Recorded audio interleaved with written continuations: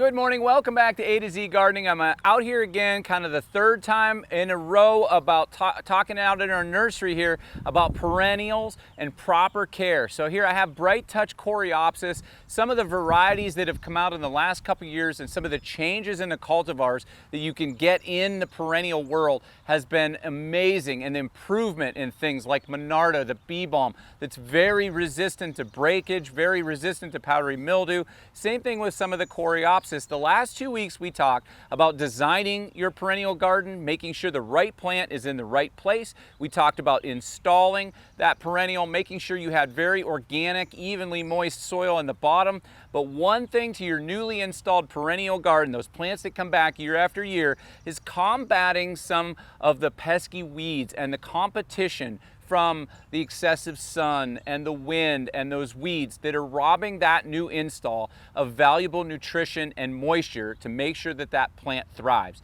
And a couple of things that maybe we can dispel some of the rumor is about stopping these weeds using a pre-emergent herbicide. So I kind of want to explain how pre-emergent herbicides work. This material only stops seeds from germinating. That's it. So if you install the area and you have some of that mint kind of material, some of that creepin' Charlie, that henbit, some of the things that kind of keep moving using leaps and jumps of the stolons that are ground cover kind of material, you need to remove all that or use a little bit of Roundup to make sure that you kill out that green material, because again, the pre-emergent like preen only stops seeds from germinating. So if you go ahead and physically clean everything out of that perennial area and sprinkle some of this, almost like feeding the chickens, it has no bearing on green material. So that's why the mint can keep going and it won't harm your new install. So if you clean the soil level out, you go ahead and feed the chickens with your preen. That's why it even has a dispenser on the top of here.